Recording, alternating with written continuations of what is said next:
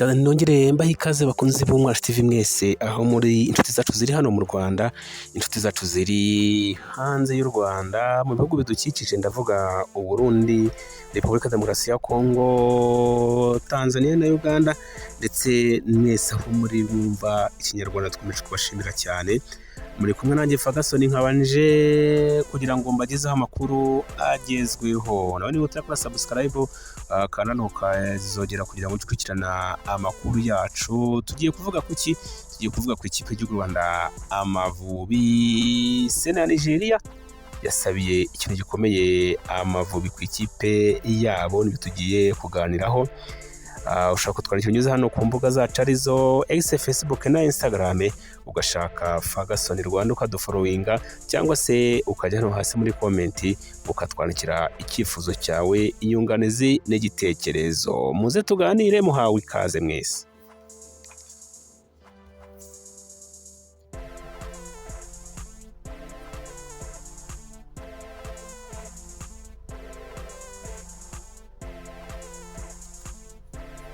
Umuyobozi wa komisiyo ya siporo muri inteko ishinga amategeko ya Nigeria yitwa Abdulrahman Ningi yasabye ikipe y'igihugu ya Nigeria Super Eagles gukora ibishoboka byose ikazatsinda ikipe y'u Rwanda Amavubi kugira ngo yizere itike yo kujya mu gikombe cy'isi, nubwo bazi ko kuyitsinda bitoroshye nk'uko bayitsindaga mbere. Tubibutsa ko umukino uheruka guhuza ano ma ekipe, u Rwanda rwatsinze Nigeria muri Nigeria ibitego 2-1, hari gushaka itike yo kujya mu gikombe cya Afurika, nubwo u Rwanda rwaje kubura iyo tike, ariko rwatsinze Nigeria.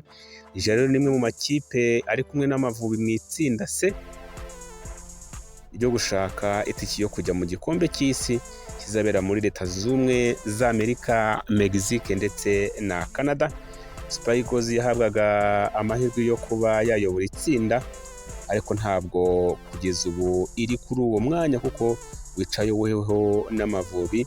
Ifitanye umukino ku itariki ya 21 Werurwe 2025 kuri Stade National Amahoro. Bityo rero Abanyanigeria bose bahagurukiye rimwe kugira ngo bashyigikire ikipe yabo izabone amanota ku mikino ibiri ifite, yaba umukino ino kipe ya Nigeria izakinamo izakirwamo n'u Rwanda, ndetse n'umukino ino kipe izakiramo ikipe ya Zimbabwe. Mu kiganiro umuyobozi wa komisiyo ya siporo mu nteko ishinga amategeko ya Nigeria Abdulrahman Ningi yagiranye n'ikinyamakuru BCN Sport, yatangaje ko gutsinda u Rwanda bizayigora, ariko bifuza intsinzi. Ataye amaboko yose tugomba kujya hamwe, nta mpamvu yo kugaragaza ko bidashoboka. Kera byarashobokaga kumva ko Nigeria iza gukina n'u Rwanda, kwari ukugenda utikandagira ukaniryamira ndetse ugasinzira ukiyorosa kuko waba uzi kuza gutsinda. Atariko ndasaba Imana ngo izaduhe intsinzi kuko Abanyanigeria turayishaka cyane. Ningi yakomeje agira ati, ndabizi bizasaba imbaraga nyinshi. Iyi mikino ibiri tugiye gukurikizaho ni igomba kuduha ishusho niba tuzajya mu gikombe cy'isi cyangwa se niba tutazajyayo.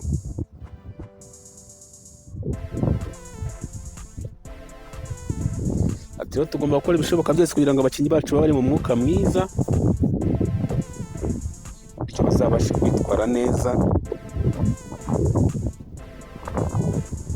nyuma yo gukina n'u Rwanda ku itariki ya 21. Nigeria izahita isubira iwabo kugira ngo yitegure umukino bazakiramo ikipe y'igihugu ya Zimbabwe,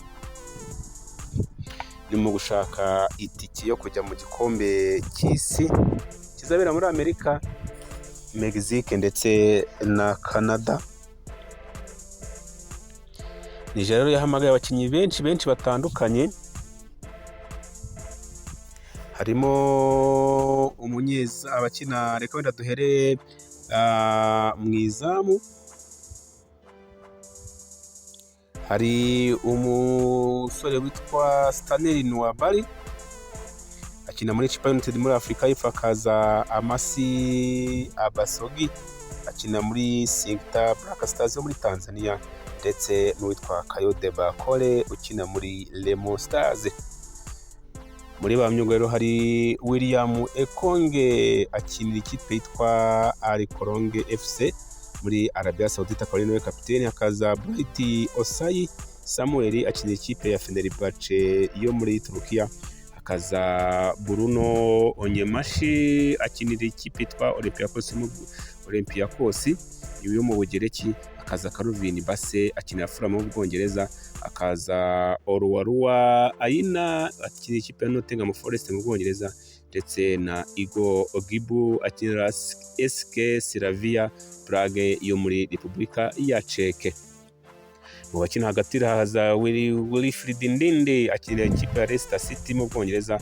Hakaza Rafael Onyedika akinira Club Brugge mu Bubiligi.